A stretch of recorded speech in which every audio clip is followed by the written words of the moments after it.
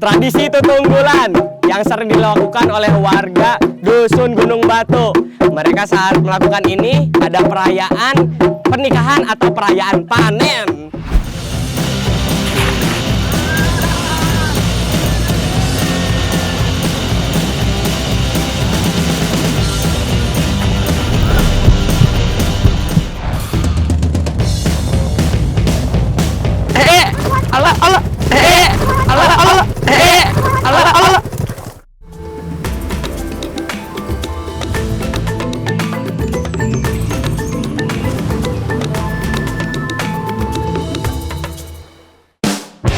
Hampir di setiap daerah di Indonesia memiliki tradisi dan budayanya masing-masing. Salah satunya ada di Sukabumi. Di sini ada tradisi tutunggalan yang pastinya seru pisan. Uniknya nih, kalau tradisi ini harus ada olahan dari buah kluwi. Nah loh, kayaknya banyak yang belum kenal nih sama buah kluwi. Oke, biar nggak makin penasaran, mangga atuh ikut Abdi untuk cari buah kluwihnya. Nah, akhirnya ketemu juga sama pohon kluwihnya. Abdi coba manjat pohonnya. Doakan saya ya anak negeri. Anak negeri, memang sulit banget untuk ngambil kluwi ini. Karena selain tinggi pohonnya, licin dan juga tidak ada pijakan. Sehingga harus yang biasa ini yang ngalahnya. Mang, gantian Mang. Bisa, waduh. Halah, beneran susah dipanjat, Tuh, lihat, tangan Abdi langsung baret-baret gini. Kalau setinggi ini sih, memang harus yang sudah biasa manjat pohon kluwi. Mangga, Kang, silahkan dipanjat. Ayo, Kang, lempar buahnya. Walaupun dilempar dan terjatuh ke tanah, buah ini tetap tidak hancur. Tuh, lihat, tidak hancur kan? Hal ini teh karena buah kluwi memiliki kulit yang keras, sehingga buahnya tidak hancur, walaupun jatuh dari ketinggian. Ayo Kang, lempar lagi atuh buah kluwihnya. Sok lalaunala, sok lalaunan. Aduh nyeri, aduh benang. Itu nyeri ya mah bener, orang kumpulkan buru. Sok atuh. Seutik lah, ya mah kan baik. Ayo sok teh. Kalau dilihat sekilas teh, buah kluwih ini mirip seperti buah sukun ya. Bedanya ada di kulit luarnya. Kalau sukun mah halus. Kalau buah kluwihna memiliki kulit yang kasar dan agak berduri. Sekilas, buah kluwi sama dengan buah nangka, tapi tetap ada bedanya.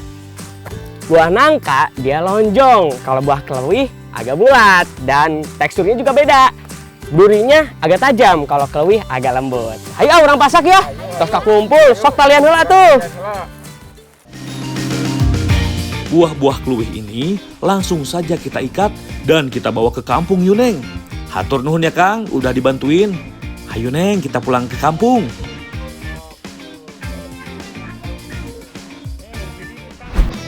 Teh, geus lapar ya, kuat rek masak. Naon tadi jual Bu ieu mah? Tadi ical.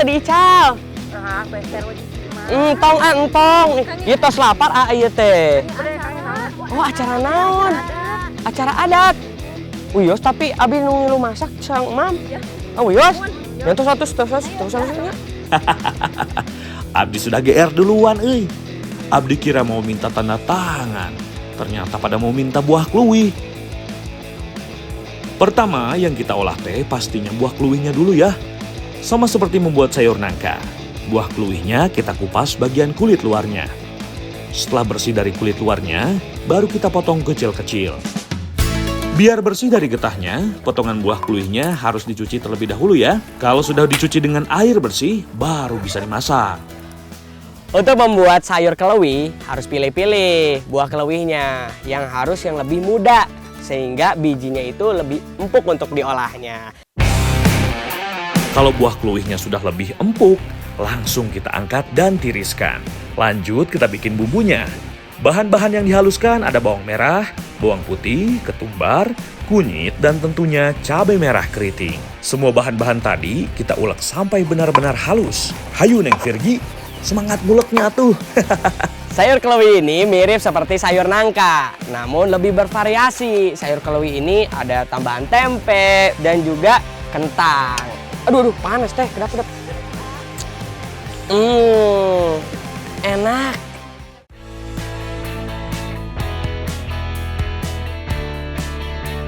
Kalau kuahnya semakin kental, tandanya sayur kluwihnya sudah matang nih. Eits, sayur kluwihnya jangan dimakan dulu ya, karena ada tradisi tutunggulan terlebih dahulu. Hayu sekarang mah kita ikut tradisi tutunggulan yang ada di Dusun Gunung Batu, Kabupaten Sukabumi.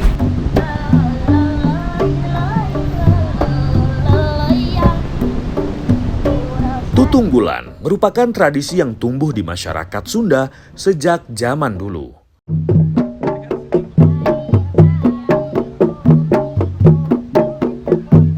Tutunggulan diambil dari kata nutu atau tumbuk, di mana numbuk merupakan kegiatan masyarakat menumbuk bulir padi setelah sawahnya selesai dipanen. Namun sekarang sudah menjadi tradisi dan kesenian tradisional khas Jawa Barat, di mana teh alat musik utamanya hanya menggunakan alu sebagai pemukulnya dan lesung sebagai tempat menumbuknya.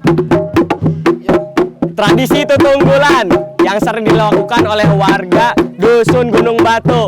Mereka saat melakukan ini ada perayaan pernikahan atau perayaan panen. Gitu ya Puja. Lanjut, goyang teteh.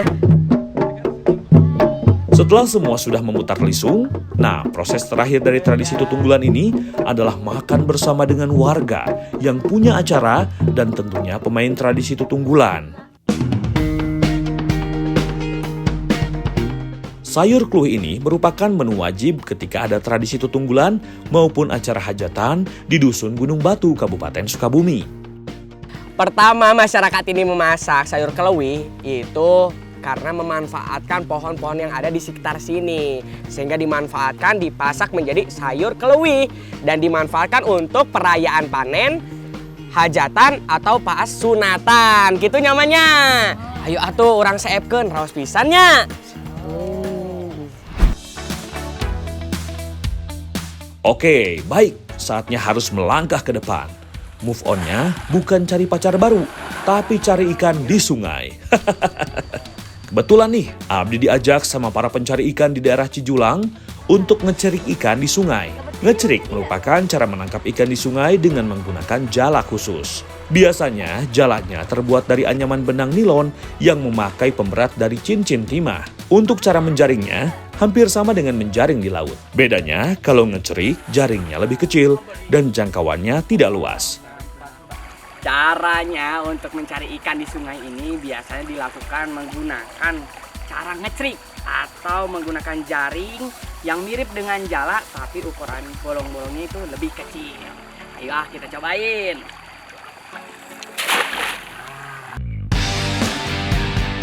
Satu lagi nih, ngecerik biasa dilakukan di sungai dangkal dan arusnya tidak terlalu deras. Kalau arusnya deras, pastinya lebih sulit atuh. Apalagi nanti jaringnya bisa terbawa arus yang deras. Ayo atuh Kang, kita cari lagi yuk ke muara sungai. Biasanya banyak ikan di sana. Abdi sebar jaringnya dulu ya, semoga dapat ikannya.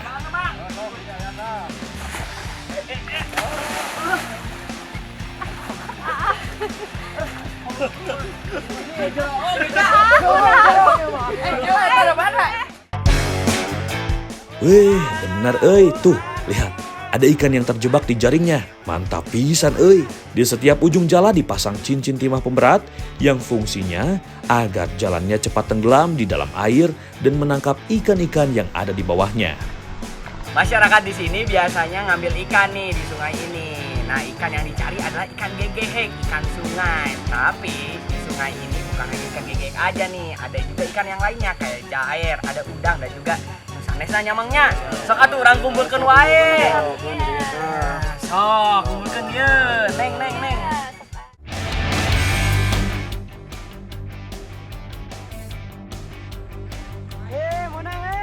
Tuh, lihat ikan yang didapat banyak kan? Ikan yang kita dapat jenis ikan sungai yang tinggal di aliran arus yang tidak terlalu deras seperti ikan gegehek ini. Ikan gegehek ini ukurannya memang tidak terlalu besar. Bentuknya lonjong dan bersisik perak mirip seperti ikan bandeng betina. Soal rasa, pastinya enak juga tuh. Biar nggak penasaran, hayu kita masak ikan gegehek yang sudah kita tangkap ini. Kebetulan sudah lapar nih.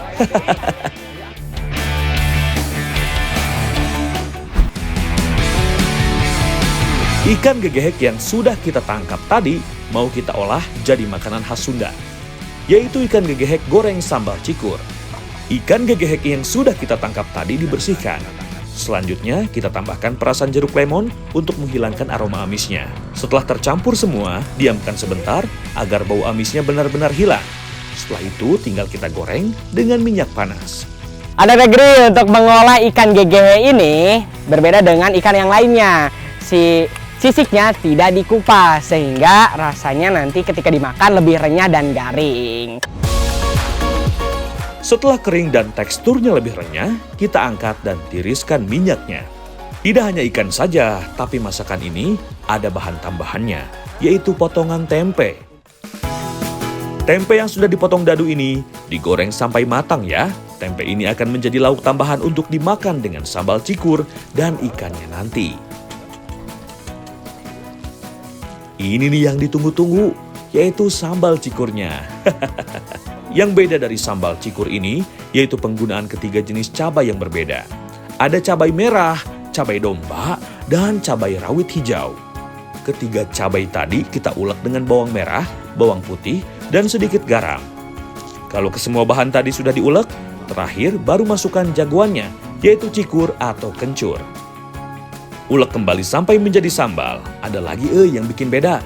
Sambal cikur ini tidak berupa sambal, melainkan dicampur dengan bahan-bahan lainnya seperti daun bayam dan kacang panjang. Neng, terang teu bedana neng sareng ikan. Mun ikan mah tetiasa hidup tanpa air. Lamun aa tetiasa hidup tanpa neng. Bener tuh mong atuh. Daun bayam dan kacang panjangnya kita campurkan ke sambal cikurnya. Aduk semuanya hingga merata.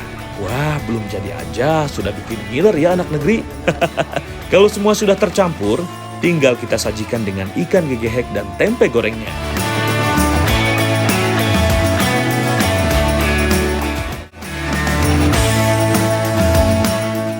Ikan genggehek goreng sambal cikur. Hayu orang cobian. Sok yeun neng heula yeun. Nah, ieu mang amangeun. Bener rasa sambal cikurnya raus pisan. Kalau dicobain mirip seperti bumbu pada seblak. Bedanya ini ada campuran daun bayam dan kacang panjangnya. Kalau ikan gegeheknya, benar-benar lezat anak negeri. Karena dimasak garing, jadi pas dimakan tuh renyah. Masyarakat di sini biasanya menikmati sambal itu dengan dua cara. Yang pertama itu dicocol, seperti ini. Ada juga yang disatukan seperti ini. Nah, apalagi sambalnya itu sambal cikur. Sambal khas dari Jawa Barat sendiri. Orang Sunda mah resep pisan. Hayu orang cobian. Hayu saya pun nanya. Ikan gegehek selain enak juga memiliki khasiat yang bermanfaat bagi tubuh. Ikan gegehek banyak mengandung vitamin A, B1, dan C, serta zat besi dan kalsium. Nutrisi ini baik untuk menjaga kesehatan otak dan jantung.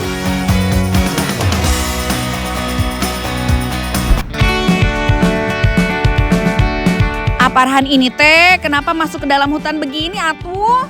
Mana banyak nyamuk lagi? Kita sekarang mau berburu burung puyuh. Biasanya mencari burung puyuh di dalam hutan. Puyuh yang dicari bukan puyuh ternak ya, tapi jenis puyuh hutan.